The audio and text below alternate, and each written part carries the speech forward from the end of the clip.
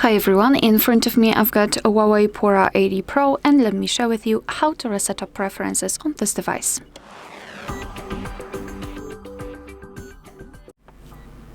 So let's begin with opening the settings, and here we have to scroll until we will find apps and services. Then let's tap on apps at the top and tap on the four dots icon in the right upper corner. Here we have to tap on Reset Up Preferences, and now your device is, our device is informing us what it will actually reset. So among others, disabled app notifications and background data restrictions for apps. What's more, no worries, you won't lose any app data, so simply tap on Reset, and basically this is it. Alright, so that will be all. Thank you so much for watching. Please hit the subscribe button and leave the thumbs up.